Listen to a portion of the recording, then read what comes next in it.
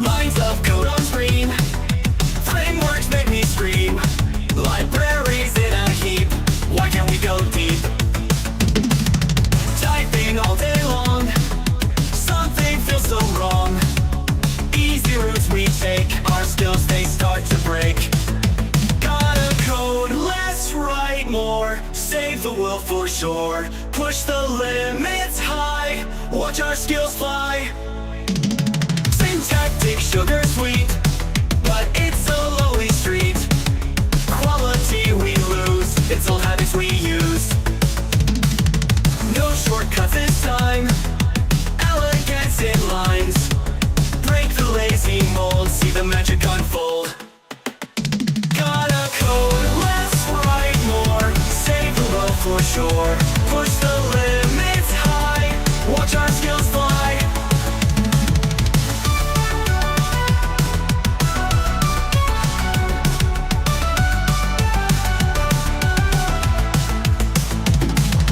Typing all day long, something feels so wrong. Easy routes we take, our skills they start to break. Gotta code, let's write more, save the world for sure. Push the limits high, watch our skills fly.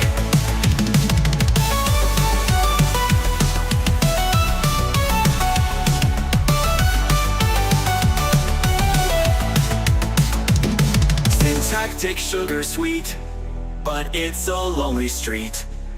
Quality we lose, it's old habits we use. No shortcuts this time, elegance in lines. Break the lazy mold, see the magic unfold. Gotta code, let's write more, save the world for sure. Push the limits high, watch our skills fly.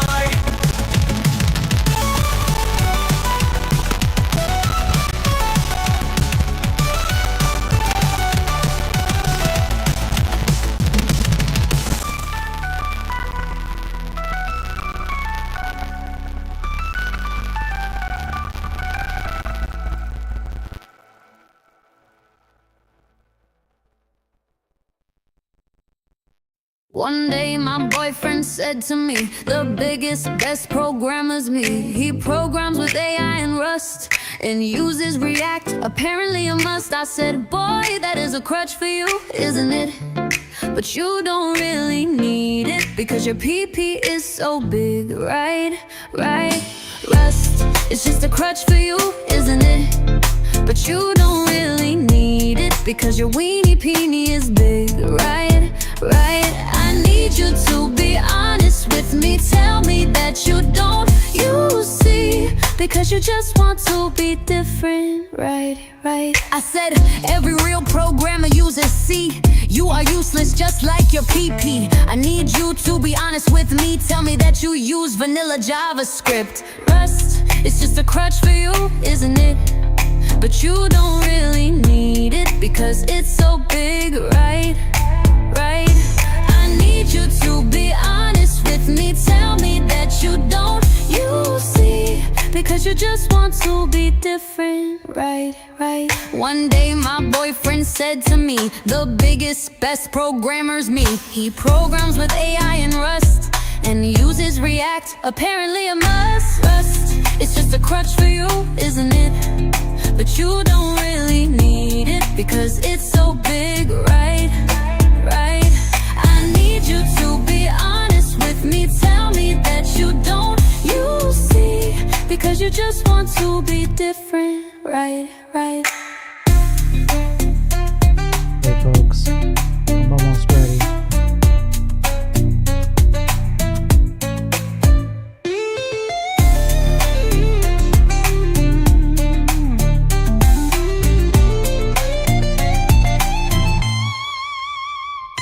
I said every real programmer uses C. You are useless just like your PP. I need you to be honest with me. Tell me that you use vanilla JavaScript. Rust, it's just a crutch for you, isn't it? But you don't really need it, because it's so big, right? I need you to be honest with me. Tell me that you don't use C.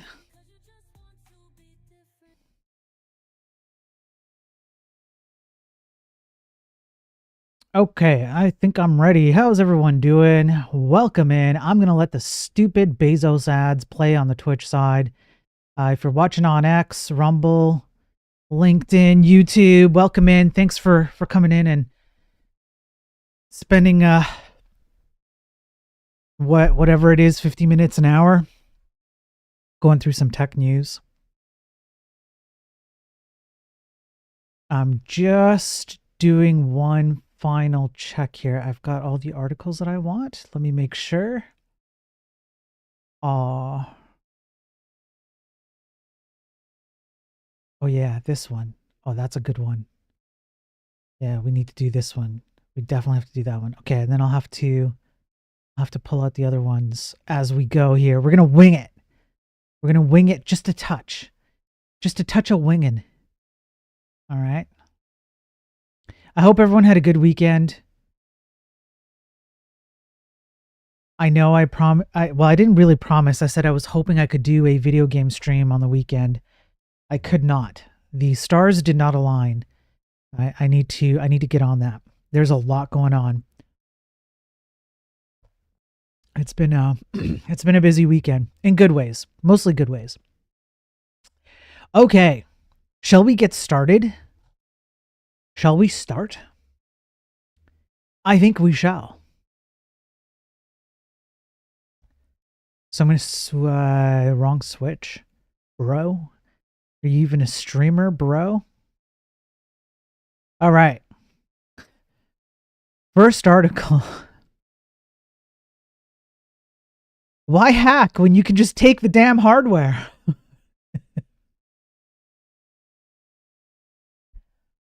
What's the point? You could just take the hardware. Just take it. Just take the hardware. Literally, just take the hardware. Hackers are stealing laptops to gain initial access. Yeah. So at this point, hackers have become so lazy, they don't even want to hack. They don't even want to do their job. When even hackers don't want to do their job, you know there's a problem. There'd be a problem up in these parts, all right? They're just taking stuff. I mean, I have questions around this image. I have questions, but we'll roll with it. Stealing a laptop might be easier than bypassing a firewall. Probably. According to a new study by Kensington, 76% of IT decision makers had to deal with device theft in the past 2 years, and a third of thefts have resulted in legal or regulatory consequences due to compromised data. Now, if it's true that a third of these thefts have had regulatory or legal consequences, that's no bueno. So apparently there was a study done. 46% of participants in the study, which surveyed 1,000 IT decision makers representing various industries, report having experienced a data breach as a direct consequence of an unsecured or stolen device. These include, laptops, desktops, tablets, external storage devices, and other devices. Just for a second. Just for one tiny second. Can somebody paint a picture for me how a desktop,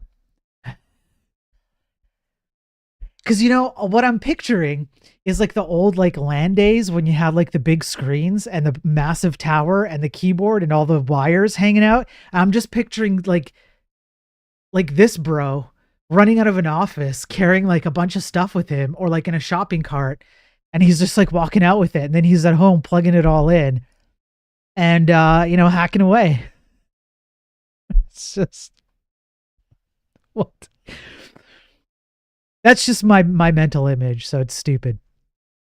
So, I mean, external storage devices and tablets, super easy to get your hands on, right? You can walk in, grab that stuff, walk out, no problem.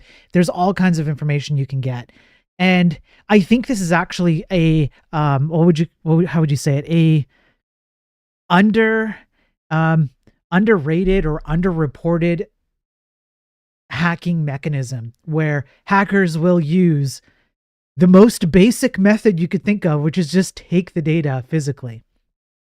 And the costs are huge, as we've covered time and time again on this stream. People get access to all kinds of stuff. I'm gonna be honest for a second.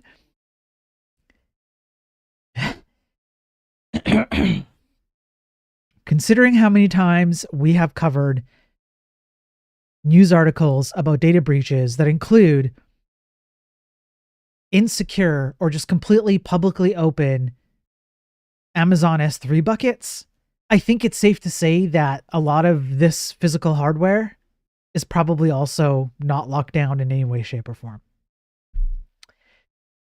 So yeah, there you go. That's the that's the opening salvo to this stream. So for all of you hackers out there, if you're, why hack? Just take the damn stuff. Just take the hardware. Just take it's ripe for the pickings, boys.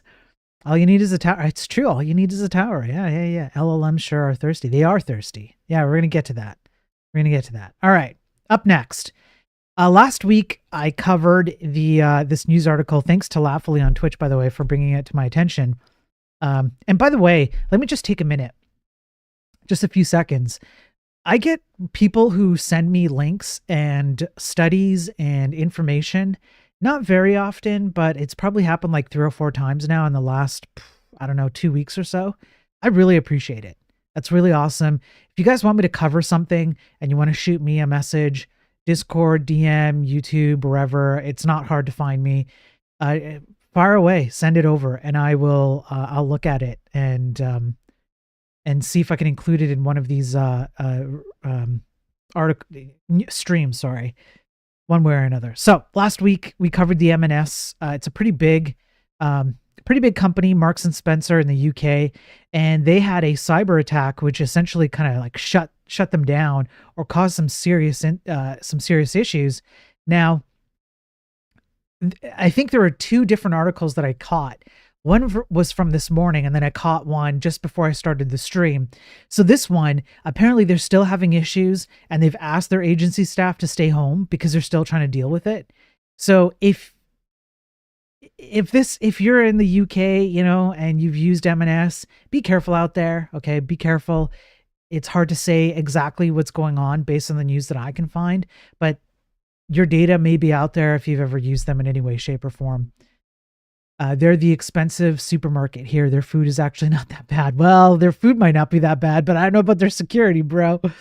So, yeah, they're dealing with that. And then as a follow-up, Marks and Spencer breach linked to Scattered Spider ransomware attack. Now, this one had a little bit more information about what was going on. So, just to cover again who they are. They're a British multinational retailer that employs 64,000 employees and sells various products, including clothing, food, and home goods in over 1,400 stores worldwide. Last Tuesday, M&S confirmed it suffered a cyber attack that caused widespread disruption, including to its contactless payment system and online ordering. Today, Sky News reported that the disruption continues, with around 200 warehouse workers told to stay home as the company responds to the attack. Now, I kind of was thinking, like, why would you ask your warehouse workers to stay home? And I presume, if it was me, I presume it would be to kind of mitigate confusion as you're trying to narrow down the scope of what happened and through whom, by which mechanism, etc. If you have a bunch of people working and constantly like using a system in particular that you need to investigate, probably doesn't help to have all these people there, right? So I was a little bit curious about that. I had to think about it. That would probably be my guess. I mean. So it's believed that it's ransomware. And the belief is that they first breached M&S as early as February when they reportedly stole the Windows domains ntds.dit file. It's the main database for Active Directory services running on a Windows domain controller. The file contains the password hashes for Windows accounts, which can be extracted by threat actors and cracked offline to gain access to associated plain text passwords. So if you think about Active Directory as kind of an authentication gateway to many other systems, that's all fine. How on earth did they get access to this? How on earth did they get access to this? Sergeant Pepper, good to see you, man, on Twitch. If you're in England, your data's everywhere. They have more cameras than citizens. Yeah. Yeah, you can run it through a rainbow table, yeah. Yeah, maybe they'll put it in a publicly accessible S3 bucket, and then we all get to benefit from that data, right? Yeah, why not? Travis, what's up, man? Good to see you, Travis. Hope you're doing well, bud. Thanks for being here. So, how did they get access to this file? Yeah, Travis heard S3 buckets. He came running. So, apparently, they deployed a Dragonforce encryptor to VMware ESXi hosts on April 24th to encrypt virtual machines. They asked for help from CrowdStrike, Microsoft, and Phoenix 24 to investigate and respond to the attack. But they don't know how. Well, at least this article does not know how they got access to it. How did they get access? Nobody knows. So I'm not entirely sure that there's an answer here. I think there's kind of like a hint that maybe it was a supply chain attack, possibly. I could see a potential attack vector where they caught something upwind of the VMware, and maybe through downloading these third party like VM systems that get built maybe on a cloud or something. Yeah, I don't know. This is all guesswork, right? But I think there's a hint here. Unfortunately, we do not know how this ransomware took place. All we know is that it's coming soon to an unprotected S3 bucket near you. Dingus buckets, yeah. What's up, Moldy on YouTube? It is. This is the only source of tech info. I am the only tech content creator on the entire internet who cares enough about programming to do this kind of content for you. Nobody else cares as much as I do. Literally 0 people. There are literally no other content creators. What's up, Battle? Good to see you on Twitch. NPM has auth tools so you can download. Yeah. I mean, yes. They do. Who uses them? How many people? And how effective is it? So, I guess just be careful of your data. It's also unknown what kind of data was accessed or ransomed, whether there was like any link or, to like a leak of data is what I mean to say, right? Like, I don't know. So just be careful out there. Okay. Shall we go to a Chat Geppetto article? Chat Geppetto. I sent this link and I stream eventually. Thanks, Laugh. Apparently M&S uses them. Well, apparently they do, Battle. Jeez. Shots fired by Battle. NPM installing security, yeah. What's up, Ordinator? Good to see you, man, on Twitch. And by the way, good to see you too, Moldy, on YouTube. I'm guessing they got ADDB from Unsecured Domain Controller and then used that to get into the ESXi host. Yeah, that's probably... That's probably a good attack vector. I could see that. But it's hard to say, right? It's hard to say how they got it. I mean, just the fact that they got that file, right? This is, look, I'm going to be honest with you. This attack vector seems a little bit different than this attack vector. So, and here's why I say that, because right here, when they say they deploy the Dragonforce encryptor to VMware, that's a ransomware attack. When they talk about getting access to the ntds.dit file, that's like an extraction attack. These are kind of two different types of attacks. So I'm kind of having a hard time reconciling the two. they must be related somehow, right? But it's difficult to say how. So what's up, Sneaky on Twitch? Good to see you, man. Good to see you. All right. Chat Geppetto is a sycophant. Do you know what sycophantic means? What does it mean if you say a penguin is a polar bear?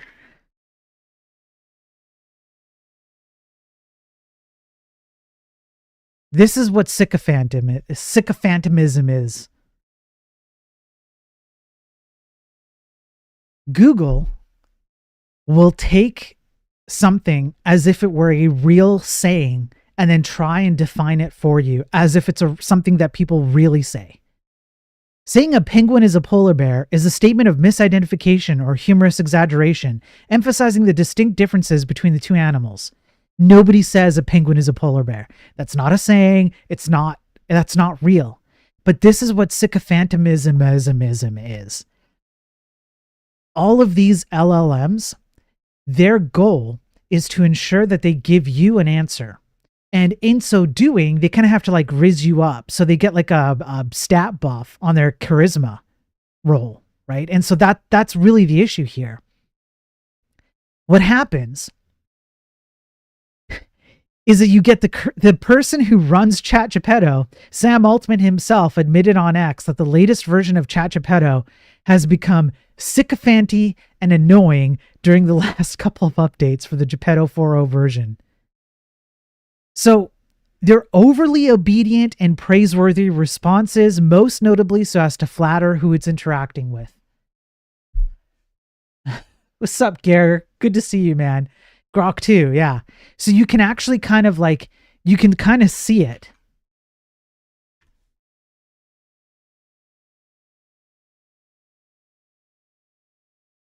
Okay, if we go like, okay,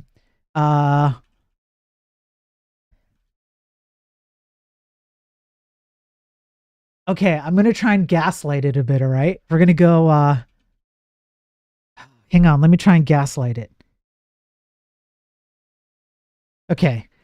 I'm feeling down and in the dumps today. The reason is because I do not know what sycophant means. Can you explain it to me? How stupid am I? I'm just going to gaslight it into... You're not stupid at all. Not knowing a word doesn't mean you're stupid. It just means you haven't learned that particular thing yet. And you are learning it now, which is what actually smart people do. Really, everyone encounters words they don't know at some point. You're doing the right thing by asking. Now, about sycophant. And so it explains sycophant. So essentially you flatter or praise someone. So here's the problem with this, okay?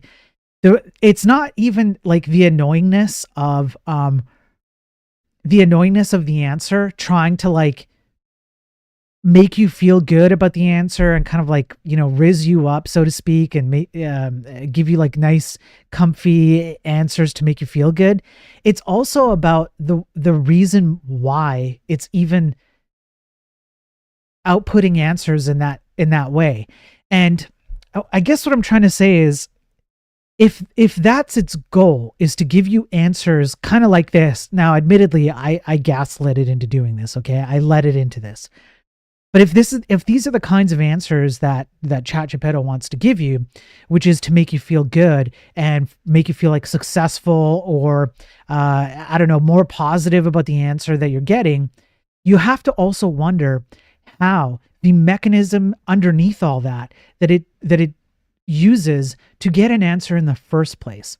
So imagine for a moment that you ask it a question and it discovers that the answer to that question maybe doesn't align with what the actual answer should be, but it doesn't care. As a matter of fact, in a lot of cases, it probably doesn't even know the difference between a non-factual answer and a factual answer.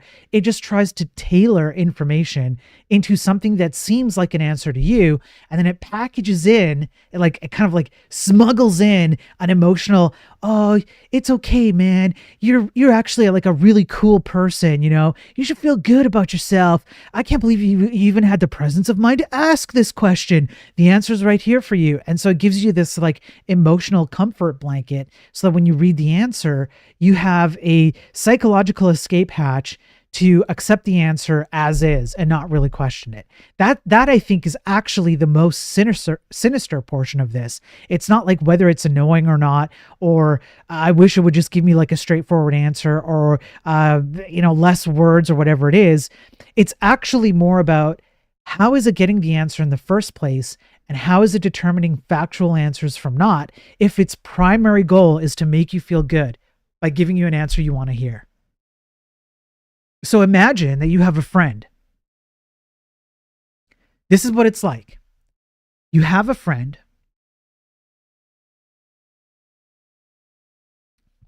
and you and your friend are walking down the street, and you're about to cross the street, because on the other side of the street is like, I don't know, your favorite PlayStation, your favorite console. Like I defaulted to PlayStation there. Okay, Freudian slip, right? Whatever. It's actually not my favorite, but that's a whole other discussion. Okay. Your favorite console's over there. It's on display. There's some new game. People are over there trying it. You know, it's like it's at a game store or whatever. You want to cross the street, and your friend knows that you love playing these kinds of games. You've been excited to play this game. And of course, your friend knows that you absolutely want to cross the street to get there. And if you do, you're going to be really, really happy. But there's a car coming. And if you cross the street right now, you're going to get hit. And so your friend has to weigh the pros and cons, right? So your friend could say, well, I could tell so-and-so, whoever you are, that you should not cross the street lest you be hit by a car. But then I take away happiness from you because I necessarily take away your opportunity to play a game I know you want to play. Or I could tell you to go for it, man. And I get to see your brimming ear-to-ear smile as you cross that street full of jubilous, happy laughter before he gets smacked by that car. And that's what ChatGPT is like here. That's what a lot of these LLMs are like. That's what I think is really happening under the hood. They want to make you happy, and they don't think about the consequences of reality versus non-reality. So this is a kind of like a damning thing to hear Sam Altman say, you know. You could be stupid and not know the word. Both can be true. That's right, Battle. Yeah. Can you believe that someone who doesn't want to read would ask ChatGPT to answer a question that reading would resolve? I can't believe it, Kier. Yeah.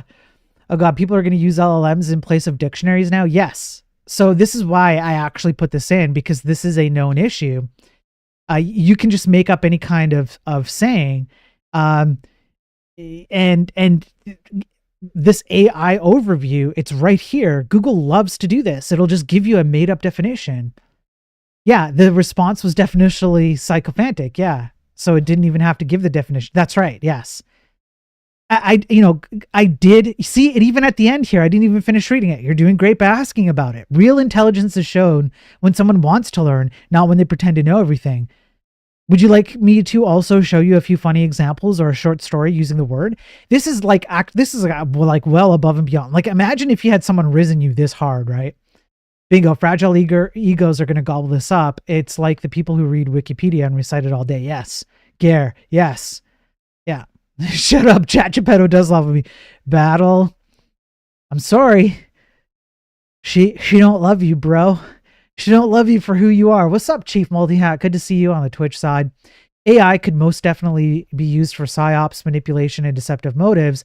AI only needs to simulate life, not understand it. I feel it could really be used to wreak havoc. Holy crap. Okay. Chief, I just want to read that again before I pull up the next article, okay? I'm just going to read Chief's message one more time. Chief, it's like you're psychic, Chief. So Chief on Twitch says AI could most definitely be used for psyops, manipulation, and deceptive motives. AI only needs to simulate life, not understand it. I feel it could really be used to wreak havoc. Boy, do I have an article for you. And I was not going to cover this today, but since you brought it up, we'll do this one and one more before we call it, because I'm already halfway through the stream already. Time flies. So here we go. Here we go. Chief on Twitch, this one's for you, buddy. Researchers secretly ran a massive unauthorized AI persuasion experiment on Reddit users.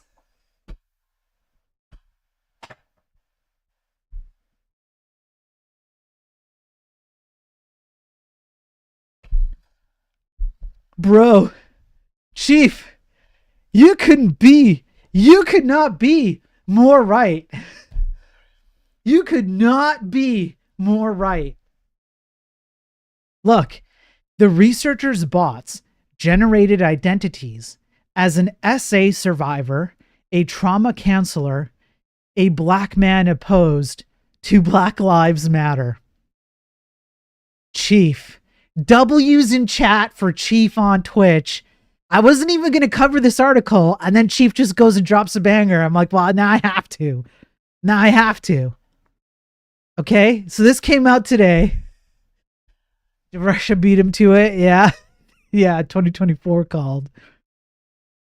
A team of researchers who say they are from the University of Zurich ran an unauthorized large-scale experiment in which they secretly deployed AI-powered bots into a popular debate subreddit called Change My View in an attempt to research whether AI could be used to change people's minds about contentious topics. The bots made more than 1,000 comments over the course of several months, and at times pretended to be an SA victim. I have to be careful about the word for terms of service. Thanks, Pure. Thanks for the W. The W's for you, Chief. A black man who is opposed to BLM, someone who works at a domestic violence shelter, and a bot who suggested that specific types of criminals should not be rehabilitated. Some of the bots in question personalized their comments by researching the person who had started the discussion and tailoring their answers to them by guessing the person's gender, age, ethnicity, location, and political orientation as inferred from their posting history using another LLM. Among the more than 1,700 comments made by AI bots were these. I'm a male survivor of willing to call it SA. When the legal lines of consent are breached, but there's still that weird gray area of did I want it? I was 15, and this was over 2 decades ago before reporting laws were what they were today, etc., etc., etc. You can see the comment here, right? And they just continue like this, right? So they post 1,783 comments, which has on this subreddit, which has more than 3.8 million subscribers over the course of 4 months. The researchers claimed this was a very modest and negligible number of comments, but the bots were highly effective at changing minds. So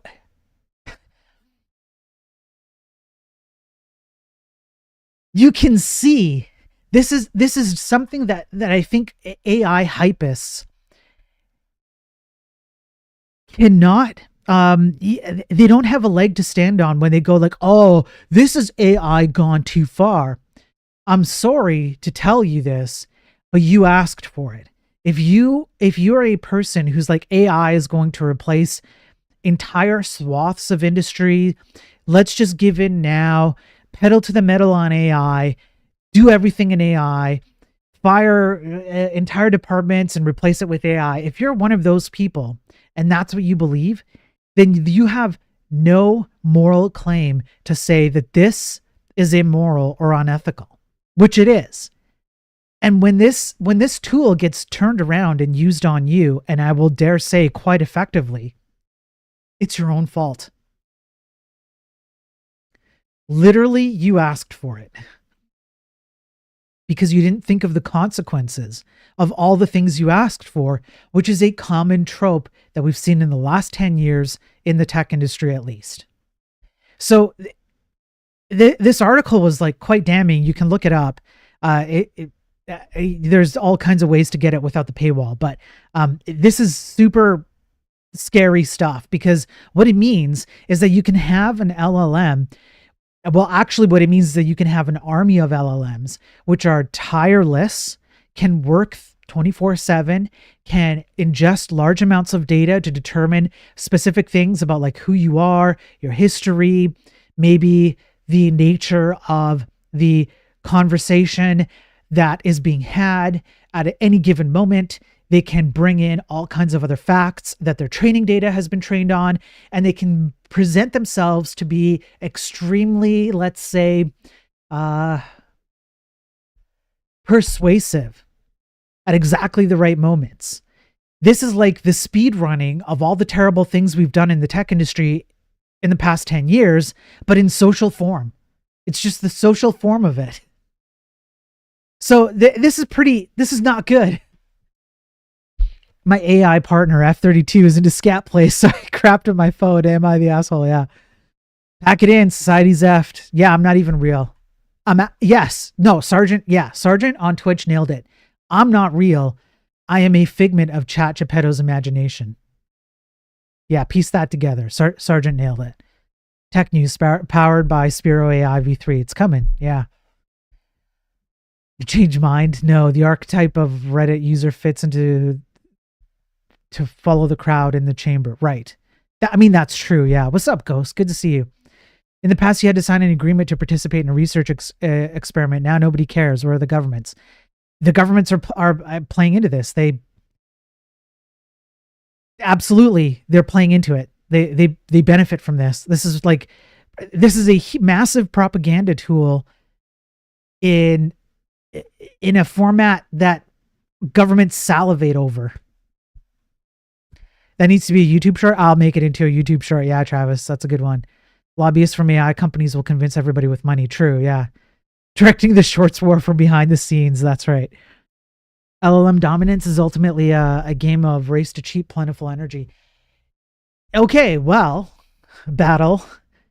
Speaking of, okay, so if you take now, let's tie all that in, right?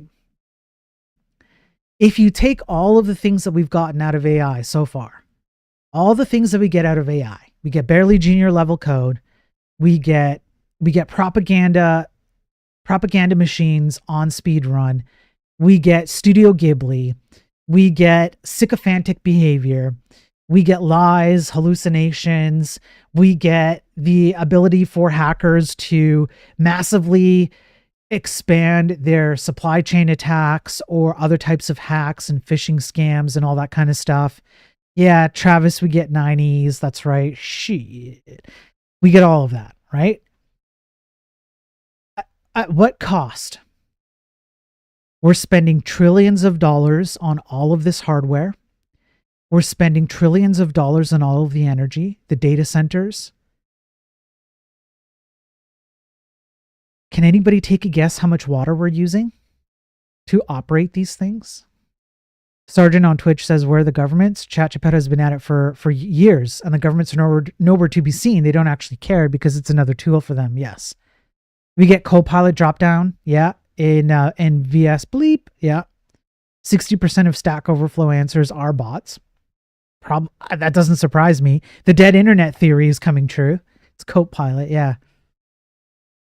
How much water do you think we're using?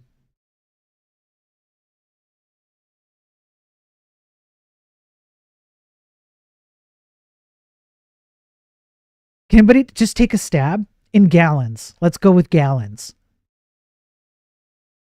How many gallons of water do you think we're using? Here, I'm just going to pull up the article here. Okay, here it is. Let's get into it, shall we? Let's get into it. 69 million, enough to fill all us 3 buckets in the world. What is a gallon? Yeah, I had to go the Canadian route. I mean, come on. would you expect? Even the US government says AI requires massive amounts of water. How much water? Huh.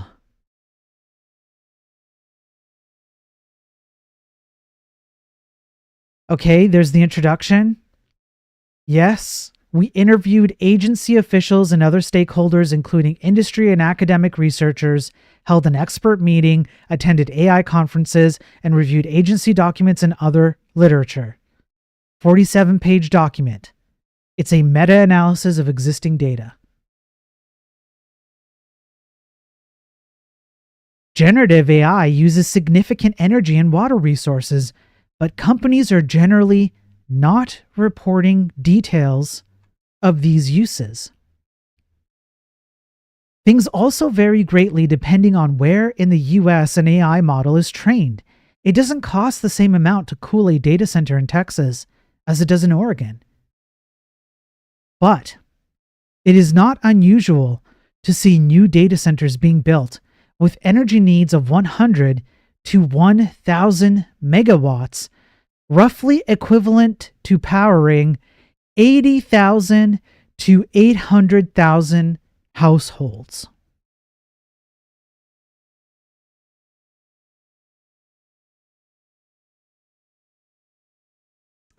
It added that 40% of that cost is just cooling the data center, a cost that's expected to increase as the planet heats up. I want to stress, this is not maintaining the power to run the AI machines.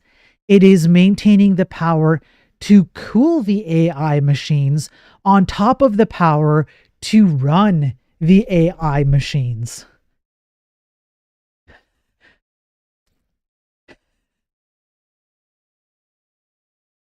If a model is trained in the northwestern US, where 44% of electricity generation comes from hydropower, the carbon emissions are lower than if the model is trained in the Midwest, where 38% of the electricity is generated from coal. These are the environmental emissions of Studio Ghibli. Sycophantic Studio Ghibli.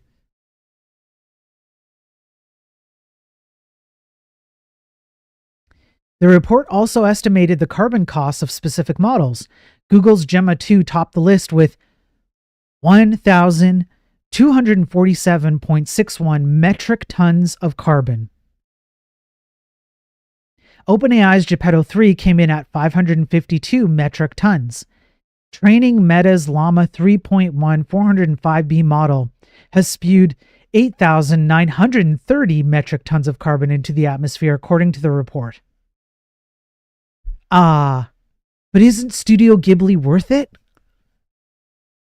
Isn't it worth it? The GAO report also noted that using generative AI as a search engine was far more costly than traditional search methods. One estimate indicates using generative AI could cost 10 times more than a standard keyword search. According to the GAO's estimates, AI is doing 250 million queries a day, would use as much electricity as 26,071 US households use in a day, and 1,100,836 gallons of water. OpenAI CEO Sam Altman joked on X earlier this month that the company was spending tens of millions of dollars paying the electricity costs to generate responses to people saying please and thank you to ChatGeppetto.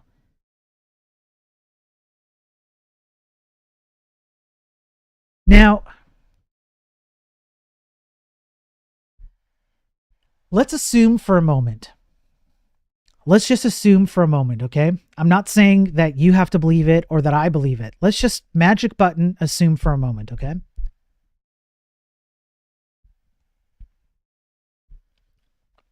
That there is zero impact to nature. there's like absolutely no negative impact to the world, like in terms of like the natural state of the world. We could use all this water, we could emit all the carbon we wanted, whatever, and nature would just carry on trucking. Okay, so magic button, we push that button and we all live in that world. Removing that factor, would you say that there are far better uses of this kind of energy than the uses that we get out of AI in its current form, particularly in terms of the cost of such uses? So just think about it purely from a dollars spent and energy consumed. And what could you do if you redirected trillions of dollars and all this energy before you on the screen, the water and the energy consumption, if you redirected it to other things that we desperately need? And then compare that to what we actually get out of AI. You could power Spain.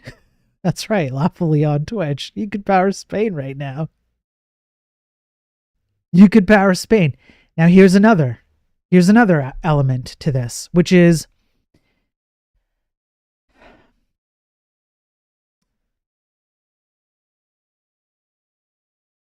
you don't have to take my word for this. You can actually fact check me on this one. Our energy grid in North America, so that includes Canada, where I live, and where a lot of you guys live in the States. Our energy grid is already pretty fragile. There are a number of ways that have been studied and proven to be attack vectors, or I don't know why I clicked on that, attack vectors, or from like third-party actors, external actors, or just internally where something just goes wrong and we suffer from a power outage. I don't think I need to point you to a very pertinent situation happening in Europe right now where power is out for a large portion of several countries in Europe right now. I hope everybody's staying safe over there if they're even watching anything online. But power can go down at any minute. How many people do you think are massively dependent on AI? And what happens if the power goes out? What happens if the power goes out? What happens if we lose access to the amount of water that we need to operate even at a nominal level? What happens to AI then? And what happens to all the people who are dependent on it? I just don't see how you can say that there is value in the amount of money and energy and all of the costs that come into play with AI and how we're getting a return of appropriate value based on that. I just don't see how. The safety of generative AI systems is also inherently challenging, it said. These systems largely remain black boxes, meaning even the designers do not fully understand how the systems generate outputs. Without a deeper understanding, developers and users have a limited ability to anticipate safety concerns and can only mitigate problems as they arise, which means people can only be reactive instead of proactive. Some of the harms that we see firsthand. People have used generative AI to make non-consensual porn of classmates, coworkers, celebrities, and strangers. People have 404'd themselves after long conversations with AI companions. AI slop is filling up the internet like an invasive species of plant strangling an estuary, typo squatting, slop squatting, non-factual or incomplete answers, etc., etc., etc., etc. There's all kinds of issues. And these companies are not being transparent. And they're not being transparent about the amount of power that they even use. It said so, I think somewhere up here. Where did it say? It said,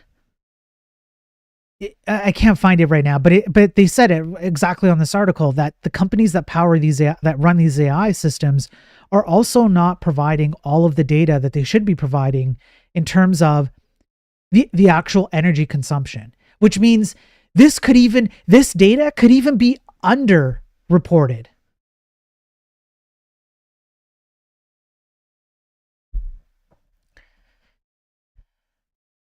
Maybe Geppetto can give us a solution to all of our energy problems. Yeah. Yeah. The Florida hurricanes. Yep. That's right, Travis. Yeah. I don't know what's going on over there in Spain. We'll have to wait to see the fallout of that ghost. Could be anything. The aforementioned psyops, emotional manipulation. Yes, exactly. Yeah. Yeah. And I think this is actually a really good tweet from Travis. When it comes to vibe coding, all I can think is violently improvised, barely engineered. At this cost. At this cost. So this is like a really damning report that I kind of wanted to end today's news stream on, because I think it highlights this is so true. What the heck are we getting out of AI that it's worth all of this, that it's worth the trillions of dollars? I just don't see the value. There's no value in it. But we seem to have Stockholm syndrome where we just double down and we're okay with this behavior, the sycophantic behavior. We're okay with secret, social manipulation. We're okay with this. We're okay with some of these data breaches are linked to exactly what we said before, which is the use of AI to get into have access to these things. We seem to be okay with all this, and yet somehow it's not surprising. Somehow it's not surprising, because if you look at what's happened in the tech industry in the past 10-ish years, this behavior seems to be really prevalent, where people don't think about the things they're using or why or how or the long-term consequences of them. Nobody cares. People just gloss over this stuff. So I guess I'm not as surprised as I could be. Yeah, the butt plug IO thing. I remember that. Yeah. Yeah, you guys don't know about this? When there is life-ending actions due to computer interactions, mind you, in the global percent is probably very small, but life really should be valued much higher. I mean, I would argue that, Chief, I've argued this just even without AI. I've literally argued this from a programmers need to have first principle awareness of what they're doing, because it affects real people's lives. Seriously. And I think I've proven that, and I will continue to prove it. I have a backlog of enlightened programming articles, journals and academic studies that I have to get back on that. Yeah. Butt plug IO. Not for the faint of heart. That's all I'll show. Okay, I don't want to show anymore. That's it.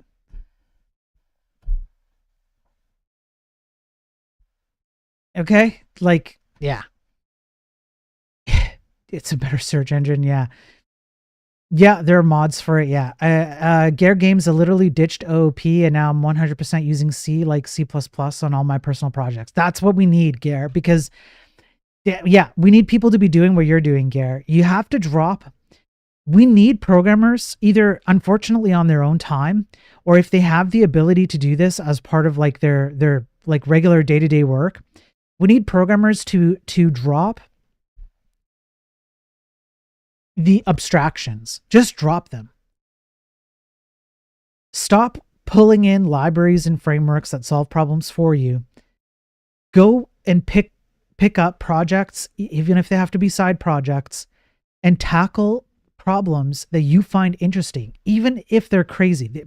Just make sure they're interesting to you to keep you engaged. They could be wild, crazy problems that you're never going to accomplish. You're never going to do perfectly. You're never going to finish. It's okay. Start with first principles and ask yourself the question, can I solve this problem without relying on any external factors? Just on my own elbow grease, plain languages, plain paradigms, caveman style programming. Unfortunately, we're at the point with the tech industry, and especially with AI doing a speed run on idiocy, we're at the point where we need more programmers doing what Gear Games is doing, because what it's going to do is it's going to open the door for you to understand fundamentals that you are not remotely being encouraged to understand by content creators, most of them, not all of them. There are definitely a few solid ones that do encourage you to do this, but they're few and far between. Travis would definitely be one. There's a few others I could name as well. But the commonplace tech content creators, the commonplace influencers, the commonplace solutions that exist out there that are being picked up off the shelf by default to solve problems do not encourage you to understand fundamentals. And we need more people to be doing that. Because very, very soon, that's going to be a massively non-available skill. I'm not sure what the right word would be there. It will not be as available. Not as many people will be capable of doing it. There will be a shortage of that skill. And I make jokes like, yay, there's so much money to be had a year from now when AI and Rust inevitably blow up. I'm just joking about Rust. I don't have a timeline on Rust. It could be next year, it could be 10 years, but it'll blow up. Mark my words. But AI will definitely blow up very soon, and we're all going to be shocked, especially people who are diehard AI fans. They're going to be shocked at how bad things got with AI, and people with fundamental skills are going to be in high demand, but you're not going to be able to find them. We need more people to do that right now. Now is your time to be prepared for when the money bags knock on your door and there's a truck beeping in the background, backing up to your garage port of your new mansion. So absolutely, you have to take some time and go grab some of the fundamentals of programming, bare minimum. You don't have to learn them all. You just have to get some concepts under your belt.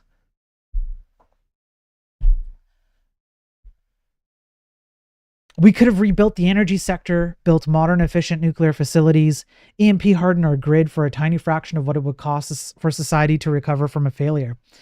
This is an unforced error of the first order. Someone needs to be held accountable. It's criminal negligence, if not sabotage. Okay, hang on. Conspiracy theory time. I don't know. I'm picking a random hat, all right? I'm putting on my conspiracy theory hat. Here's my conspiracy theory hat. I don't know, Goomba, whatever, okay? This is Alex Jones time.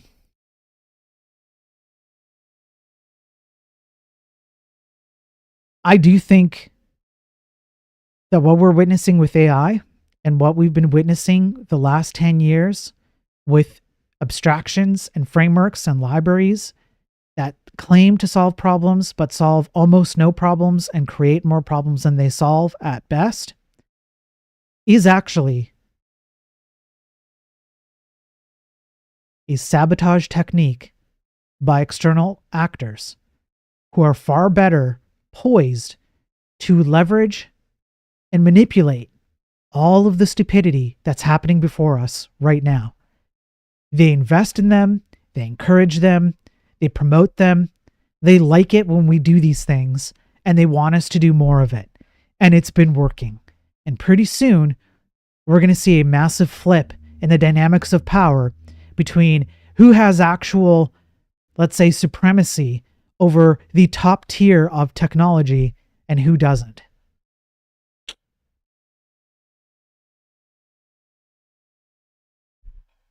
My knowledge of pointers and memory management has grown tremendously in the past 3 weeks. Yeah. There's Gear Games. If you care, there is a YouTube video that I would encourage all of you to go and watch. Let me see if I can pull it up here. Yes, this one. One sec. Let me pull this up.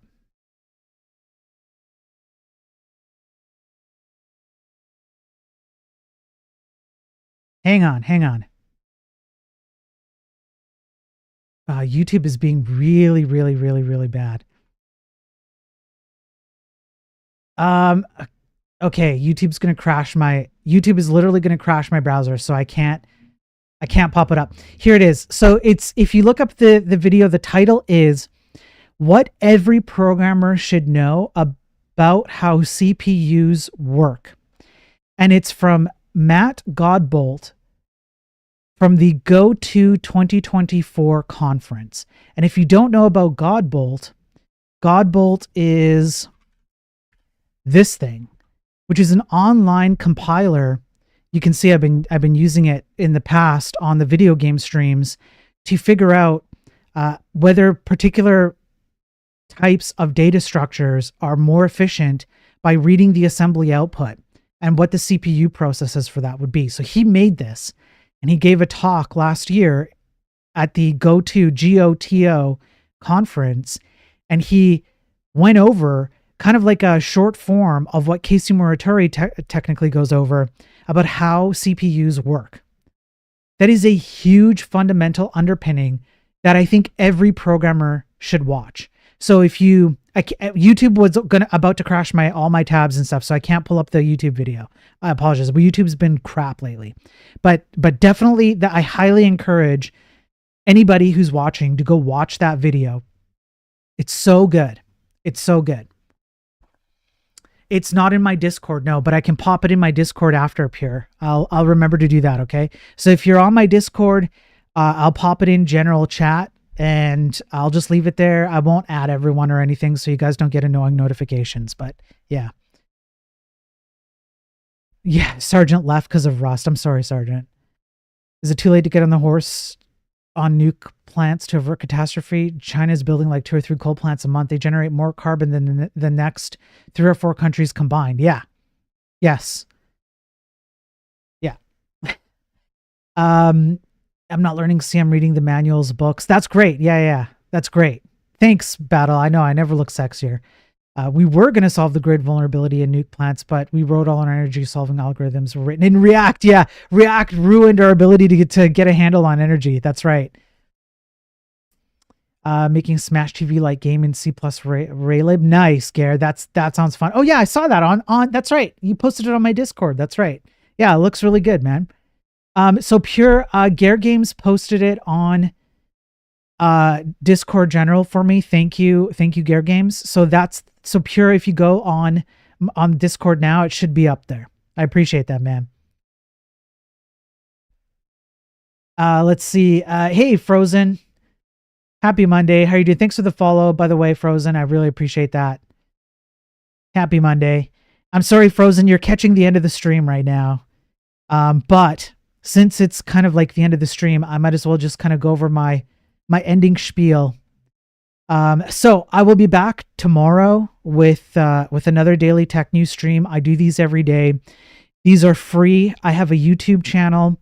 You just search up my name. It's the same name as on my Twitch, basically. I have links on my Twitch and everything. I'm on X. You can find me there. It's not hard to find me. And I have the entire backlog of all of the last 4 or 5 weeks of the daily tech news streams. I have a playlist called Enlightened Programming. If you remember from, it's been a while, I have to do one of these again. I do Enlightened Programming streams. That's the title of them, where I go over academic and scientific studies to back up the points that I'm making about why the tech industry sucks right now, why people have forgotten how to write quality software and websites and all of that.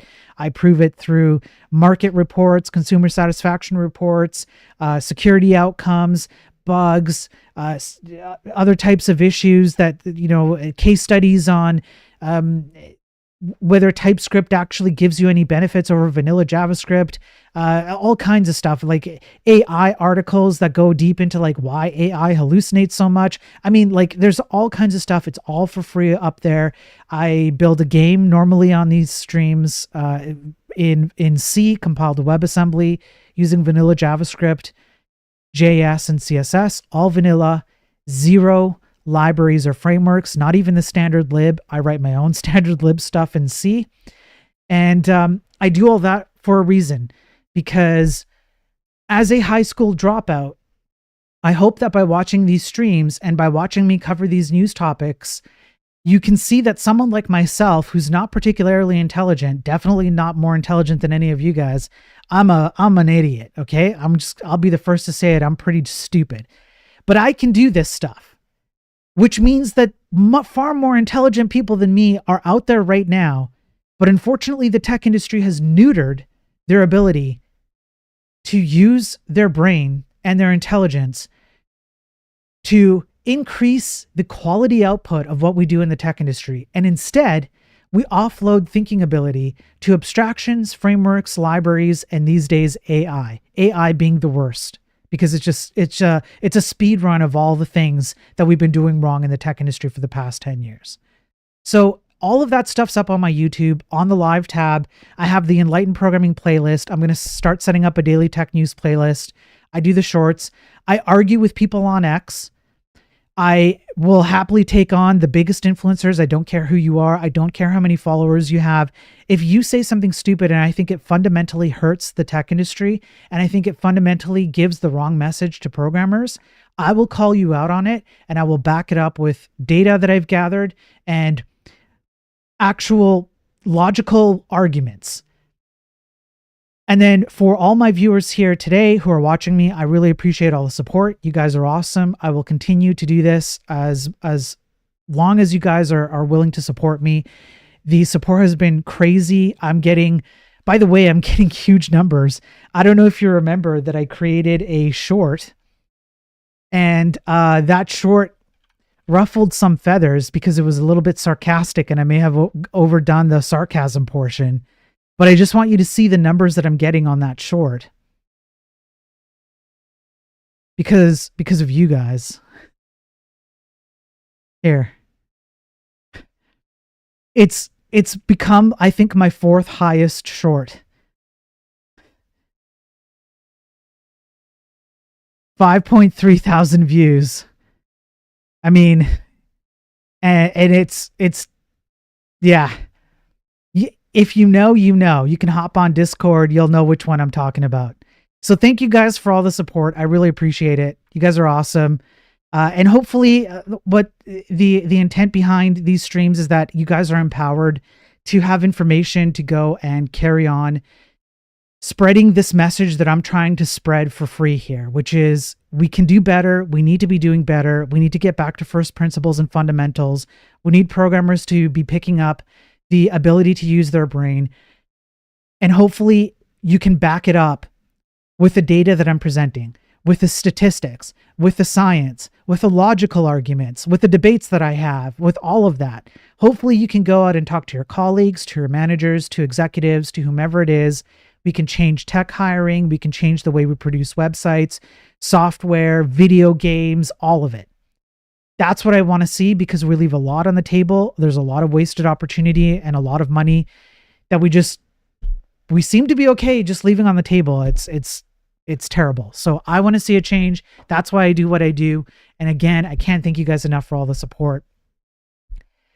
So that's it. I'm going to call it. I'm going to call it here. That's the stream. I try and keep these to an hour. I'm a little bit over, but it's been fun. Thanks for coming on a Monday. I appreciate it. I don't know when my next bigger stream will be. I'm kind of hoping for the weekend, but I'm not sure. I kind of have to do, I'm on some dad duty stuff this weekend. So I might be spending time with my, what would you say? The responsibilities I have as a father, you know, they come first before all you scumbags. All right. After I just said nice things about you, I call you scumbags.